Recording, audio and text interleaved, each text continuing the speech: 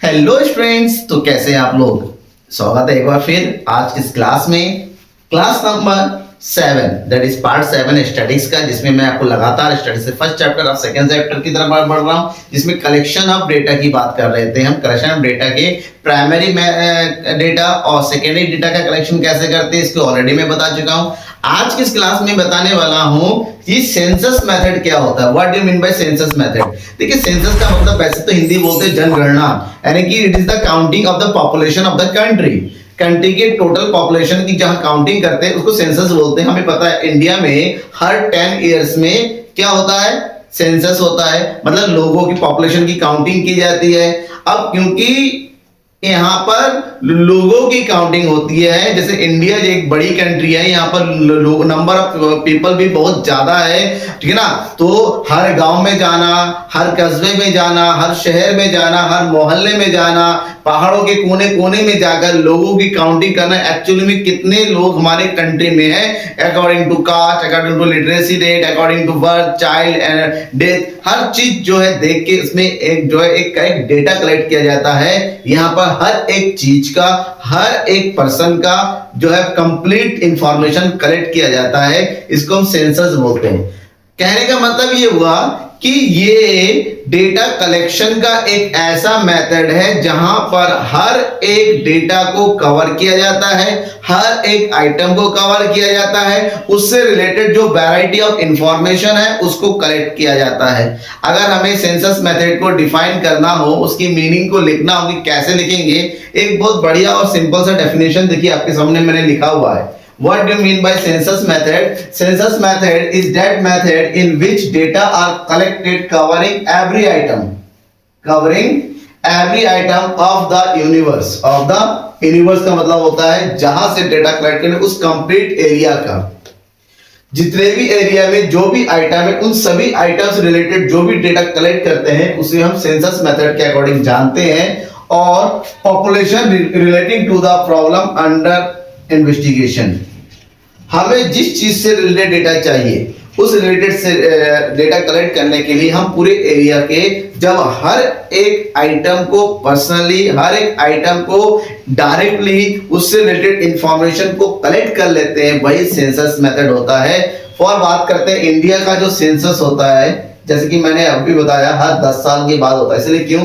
क्योंकि यहाँ पर पॉसिबल नहीं है कि इतनी बड़ी कंट्री में और इतने सारे लोगों की काउंटिंग जो है बार बार जल्दी जल्दी कर लेना, क्योंकि लोगों की काउंटिंग करने में ही कम से कम 6 से 7 महीने लगते हैं। इसमें एक बहुत बड़ा मैन पावर चाहिए होता है, बहुत ज्यादा पैसे चाहिए होते हैं, टाइम चाहिए होता है। इन सब चीजों को देखते हुए 10 इयर्स का एक बाउंड्री है, ठीक है ना। 1851 से ये हमारा सेंसस शुरू हुआ था। उस टाइम अंग्रेजों ने किया था, ब्रिटिशर्स ने किया था। उसके बाद जो है इंडिपेंडेंट इंडिया में भी शुरू हुआ। अब 2021 में होना था, लेकिन एनीवे किसी रीजन से सुनने में ये आ रहा है कि नई पॉपुलेशन एक्ट लाया जा रहा है, जिसमें पॉपुलेशन को काउंट करने का एक तरीका बदला जाएगा। जैसे भी हो एज वेल, ठीक है ना, एक सब कुछ चेंज किया जा रहा है, ठीक है ना। और उसके अकॉर्डिंग, क्योंकि 21 में होना चाहिए, 10 साल के बाद 21 होता है।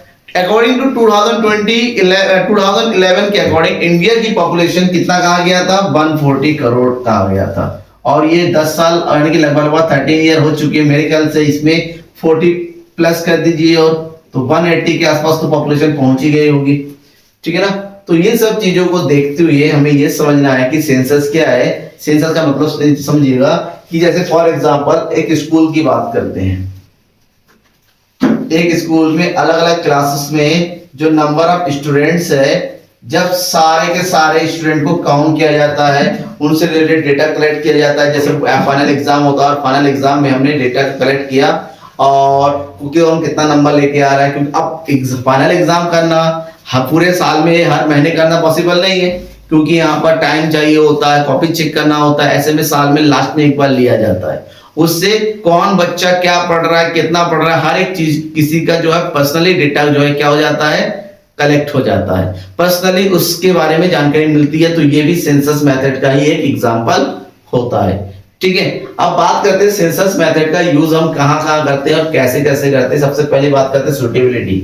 सेंसस मेथड का एक्चुअली में यूज कहां हो सकता है? नॉर्मली सेंसस का मतलब होता है जनगणना पूरे देश की, लेकिन अगर वो गवर्नमेंट को छोड़ दे, नॉर्मल आदमी की बात करते हैं, तो सेंसस मेथड का यूज वहीं हो सकता है जब स्मॉल साइज ऑफ पॉपुलेशन होता है, पॉपुलेशन साइज क्या होता है, बिल्कुल छोटा होता है, स्मॉल होता है, ठीक है ना। जब हमारे पास इन्वेस्टिगेशन करने के लिए एरिया छोटा होता है वहीं पर, क्योंकि बहुत बड़े एरिया में जाकर हर चीज के लिए जानकारी इकट्ठा करना, इंफॉर्मेशन कलेक्ट करना पॉसिबल नहीं है। नंबर 2, वाइडली डाइवर्स आइटम्स, जब जिससे रिलेटेड डेटा कलेक्ट करने वाले इंफॉर्मेशन जो है अलग अलग टाइप्स के हैं, उसमें डाइवर्सिटी है, इंफॉर्मेशन की वैरायटी, क्वालिटी, हर चीज अलग अलग तरीके का है। तो वहां पर भी हम जो है हमें यही मेथड, डायरेक्ट मेथड, क्योंकि हम जो किसी से पूछेंगे उसको पता नहीं होगा जानकारी, ठीक है, हमें वहां पर जाके डायरेक्टली जो इंफॉर्मेशन कलेक्ट करना पड़ेगा। नेक्स्ट है requirement of intensive examination of different item, अलग अलग इंफॉर्मेशन का एकदम पर्सनली और डायरेक्टली एक बहुत बड़े तरीके से एक्यूरेट वे में हमें जब उसके बारे में डेटा को कलेक्ट करना होता है, हमें सही जानकारी चाहिए, एक्यूरेट एडुकेट जानकारी चाहिए, तभी वहां पर हम इस मेथड का यूज करते हैं।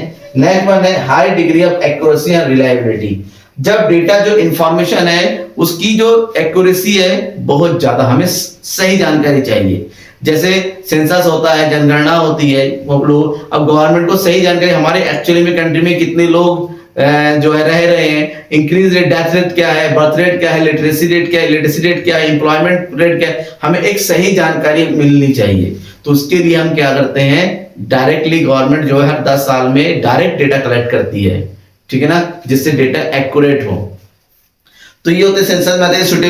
सुटेबिलिटी के बाद इसकी कुछ मेरिट्स है। अगर हम मेरिट्स की बात करते हैं तो इसके सबसे पहले मेरिट्स वही सेम मेरिट्स है जो आपने डायरेक्ट पर्सनल इन्वेस्टिगेशन में पढ़ा था, सेम, क्योंकि ये डायरेक्ट पर्सनल इन्वेस्टिगेशन का ही एक टाइप है। Census method is a type of direct personal investigation, क्योंकि डायरेक्टली रिस्पोंडेंट से इंफॉर्मेशन कलेक्ट किया जाता है यहाँ पर, ठीक है ना। जैसे आपको अगर याद होगा, मम्मी आपको तो पता नहीं, आपने देखा होगा 2011 से आपके घर में जो आपके आसपास की जो स्कूल है, सरकारी स्कूल के मास्टर लोग आते थे और आपसे डेटा कलेक्ट करते थे, कितने लोग हो, कौन घर पे है, कौन बाहर है, क्या करती हो, किस उनके कितने बच्चे, हर एक चीज से।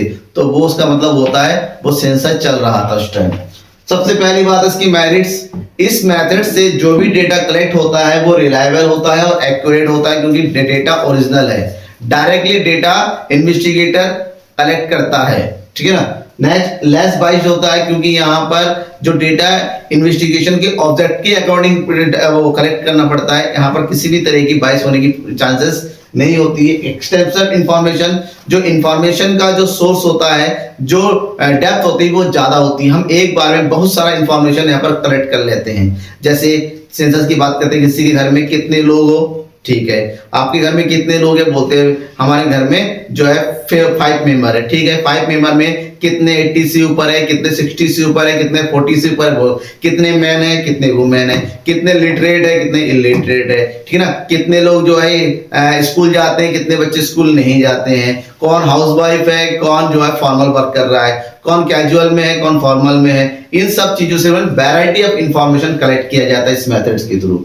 Study of diverse characteristics and study of complex, जब हमारे पास इन्वेस्टिगेशन कॉम्प्लेक्स सिचुएशन होती है, हम एक सिमिलर वे में नहीं, अलग अलग तरह का डेटा हमें चाहिए होता है, वहीं पर ही जो है इस मेथड का यूज किया जाता है, ठीक है। लेकिन क्योंकि मेथड दिखने में आसान लगता है, दिखने में अच्छा लगता है कि यहाँ पर तो ओरिजिनल डेटा मिल रहा है, लेकिन इस डेटा को कलेक्ट करने में उतनी ही ज्यादा प्रॉब्लम होती है जितना दिखने में आसान लगता है।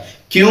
क्योंकि यहाँ पर पर्सनली हर एक चीज का डेटा कलेक्ट करने के लिए आपको बहुत सारी परेशानियां होती है, जिसको हम डीमेरिट्स बोलते हैं। सबसे पहला है कॉस्टली, ये मेथड बहुत ही ज्यादा कॉस्टली है, मतलब एक्सपेंसिव है, इसमें बहुत ज्यादा पैसे चाहिए। पैसे क्यों चाहिए? आप लोगों के घर घर जाओगे तो जाने आने के लिए क्या चाहिए? आपको साधन चाहिए, प्लस आपको स्टेशनरी आइटम चाहिए, आजकल में डिजिटल लैपटॉप वगैरह चाहिए होता है, ठीक है ना, कंजम तेल वगैरह खर्चा होगा, तमाम खर्चे होते हैं इसमें, ठीक है ना। जो काम कर रहा है उसको सैलरी देना पड़ेगा, डेटा कलेक्शन करने के लिए आपको बहुत बड़ा हार्ड डिस्क, हार्ड ड्राइव वगैरह रखना पड़ेगा। तो यहाँ पर लार्ज मैन पेपर, बहुत ज्यादा लोग चाहिए होते हैं, लोगों को सैलरी भी तो देनी होती है। Not suitable for large investigation, सबसे बड़ी डिमेरिट, जो बहुत बड़े एरिया में इसको यूज नहीं कर सकते। और लास्ट है टाइम कंज्यूमिंग, इस डेटा को कलेक्ट करने के लिए सेंसस मेथड के लिए सबसे जरूरी चीज होता है टाइम। आपको टाइम देना पड़ता है, क्योंकि पर्सनली डेटा कलेक्ट करने के लिए अगर एक आदमी से पर्सनली मान लो आपको एक गांव में डेटा कलेक्ट करने, गांव में जो है 100 परिवार है, एक परिवार को डेटा कलेक्ट करने के लिए आपको कम से कम कितना मिनट चाहिए होगा? 15 मिनट। तो 100 फैमिलीज है, तो 100 कितना 1500 मिनट चाहिए। 1500 मिनट का मतलब समझते हो कितना हो गया, 0 से 0 कट गया, 6 पंजे 6 दूनी 12, 6 पंजे यानी कि 25 आवर्स चाहिए। अब लगातार 25 आवर्स तो वर्क करेंगे नहीं, इसका मतलब होता है एक दिन में 8 घंटे अगर काम करते, 8 या 24, लगभग 3 दिन 3.5 दिन आपको चाहिए। इसका मतलब ये टाइम कंज्यूमिंग है, ठीक है ना, बहुत ज्यादा टाइम की जरूरत होती है सेंसस मेथड में। इसी तरह सेंसस मेथड से बचने के लिए जब हमें 100% डेटा एक्यूरेट नहीं रहते, हम एक दूसरे मेथड का यूज करते हैं जिसको होगा सैम्पलिंग मेथड। तो नेक्स्ट क्लास में सैम्पलिंग मेथड क्या होता है और सैम्पलिंग मेथड के कौन कौन से टाइप्स है, क्योंकि सैम्पलिंग मेथड एक साइंटिफिक मेथड के नाम से जानते हैं, तो उसमें अलग अलग टाइप के मेथड उसमें यूज करते हैं, उसमें अलग अलग जो है आपके जो है इंस्ट्रूमेंट्स का यूज होता है, वो क्या क्या है, किस तरीके से होता है, इसके मेरिट्स डिमेरिट्स क्या है, उन सब चीजों के बारे में हम नेक्स्ट क्लास में बात करेंगे। तब तक के लिए थैंक यू एंड बाय।